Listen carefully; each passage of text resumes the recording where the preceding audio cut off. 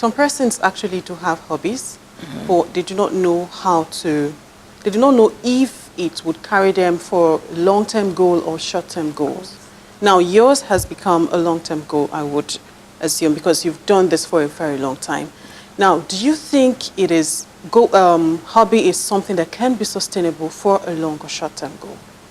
Yes, because your hobby is your gift, really, if you really look at it. That is what you have passion for. That is where your drive is. That is what you can go to sleep.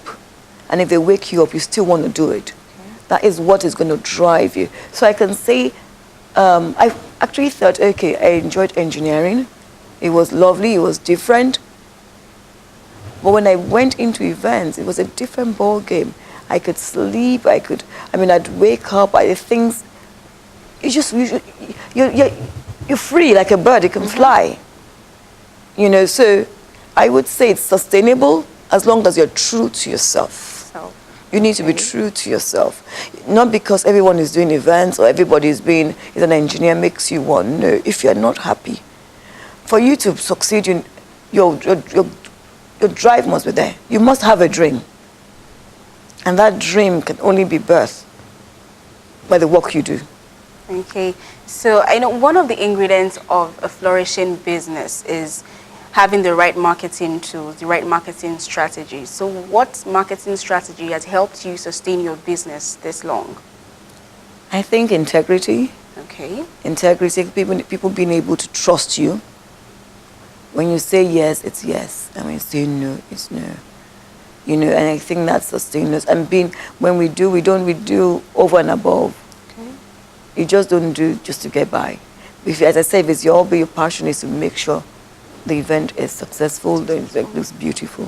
All right. All right, so now, I did mention that she's international already. Yes. You were international.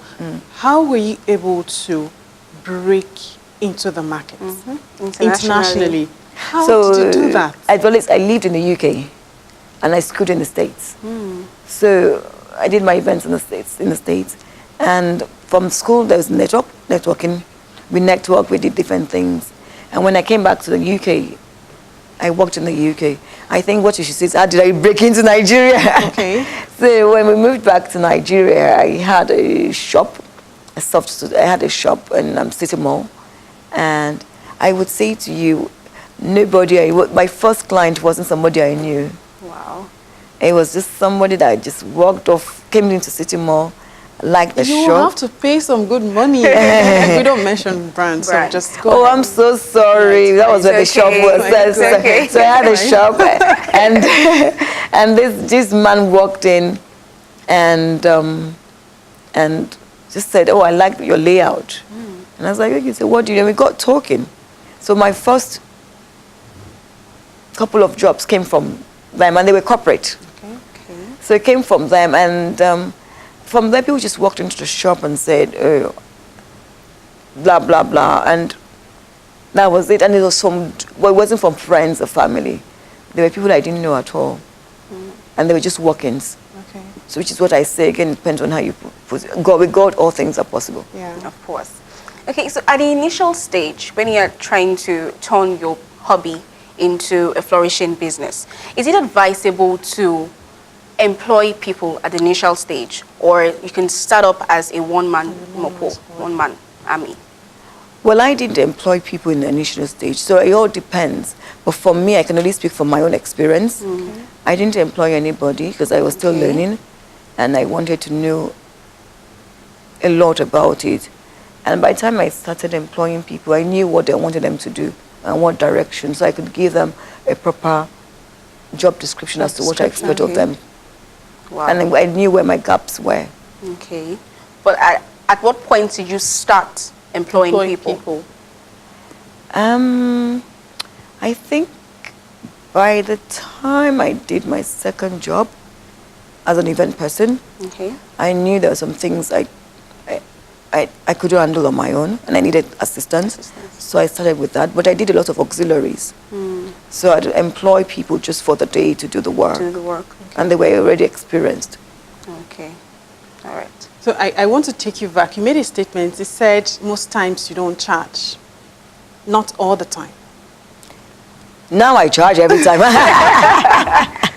Okay, because I want to ask, what if you are in a situation where you have a friend, you have a very close friend, maybe the person has an event and you're supposed to plan for the event, and the person is telling you, can you help me plan this event? I would pay you, and the person never gets to pay you. How do you handle that? Well, one of the rules they gave us was never do event for friends and family. And I must say I've learned from that as well. Families don't pay, friends don't pay, you know, so you have to count the cost and say, do I want to do this? Do I want to do this for this person?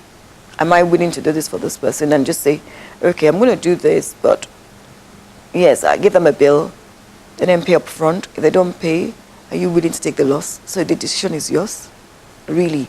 Or you could say, let me get someone to manage it for you, and I would just oversee it. Then they pay the person. So it's two ways. But you know, not all friends and not all families refuse to pay. Some do pay, but you have to give them a discount. And the discount is really like nothing, really, because when you think about it, when friends and family, when you do things for friends and family, and I'm not knocking a family, some families do pay, some friends do pay. It may take a very long time, but you do get money. And some of them just pay you, you know, oh yeah, do this job, this is it, give me the bill, and they pay. So you need to know which friend and which family. So you would know when you start talking, you know from their body language if they're willing to pay. And if they're not willing to pay, you would know as well. If you're truthful to yourself, you would know. And then you say, okay, you know what, this is how far I can go. Because there's friends and family are still going to be there, come rain, come shine. True. They are your support, they are still your pillars. But you just need to be able to manage them and manage the situation properly. Okay. Does it mean that maybe you have a friend or a sister? A sister is like very close, very close. Forget sisters, they don't pay. No, what if your sister is not financially capable at the moment, and she really do you have like pro bono options? Exactly. What do you mean capable? So why are you having an event? Well, some people just believe, okay, for instance, I'm a very good cook. That's my hobby. I'm a very good cook. And maybe my sister is getting married. I would be in charge of it. For free? Yes. Without charging? I won't charge her. Sisters are different. Sisters are your friends. So when you do your sister's events, and two of my sisters have gotten married, that's not, I wouldn't put that up as an event. Okay. It's what you have to do. It's family, it's siblings. Well, coming back to family. No, when I say family, I'm talking about extended family. Extended, okay. I mean, your immediate family. I mean, it's family. It's what you have to do. True. And you know, if you have to pay for external things, then they pay. You know, you have to think, how far am I going to help with this wedding? So two of my sisters have gotten married. I did everything, and you know, they just went to sleep and thought, oh, okay, Duton, you handled it. You know, but the things they need to pay for, they paid for it. It's just been respecting each other. It's where the respect is there. Yes, I can do your event. Obviously, I'll pay for some things you won't even pay for, but there's some things you have to pay for. Yes. So, okay, so there is this one question I want to ask before we go on a break. Is it all hobbies that can be turned into a flourishing business? Do you think all hobbies can be turned into a flourishing business? Yeah, well, I think so. It depends on how you position yourself. I mean, I have quite a number of hobbies. Some of them are not been turned into business. The only one the second one I've turned into business is eating well, looking after yourself. And I've gone back to school for that as well. So I think so. Depending on what you want to do, the decision is yours. I have a couple of examples of hobbies.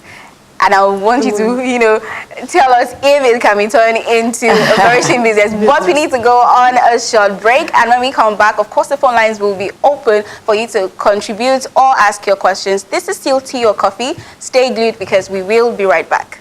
You can join us tomorrow for another exciting episode of Tea or Coffee.